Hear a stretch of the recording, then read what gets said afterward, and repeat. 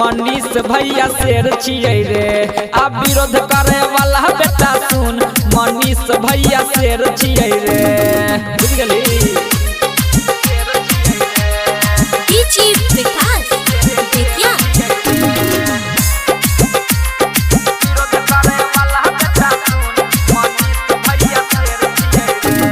Media के राजा इहा छियै, मीडिया के राजा इहा छियै, बाजा दै छै सबके भाई बाजा।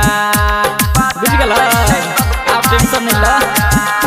रे मीडिया के राजा इहा छियै, बाजा दै छै सबके भाई बाजा। आ दोगला नेता के ओंगरी बता के मारे नहीं दै छै रे माजा।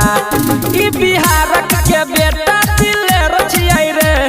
विरोध करे वाला बेटा सुन, मनीष भैया शेर छियै रे। अब विरोध करे वाला बेटा सुन, मनीष भैया शेर छियै रे। बच के रह जइए।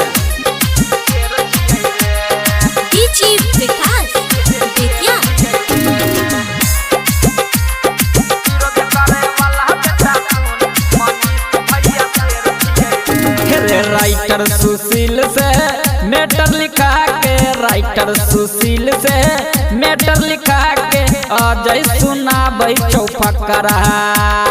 बुझ गेली? सुन ले जा। राइटर सुशील से मैटर लिखा के, अजय सुनाबै चौफकरा। मिथिलेश रोनीत तोरो कहलियो कहियो रे बोल आब केकरा। यूपी बिहारक आशिक इनकर ढेर छियै रे। अब विरोध करे वाला बेटा सुन, मनीष भैया शेर छियै रे।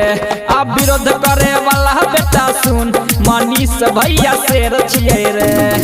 आप बिहार के बदले के रहते।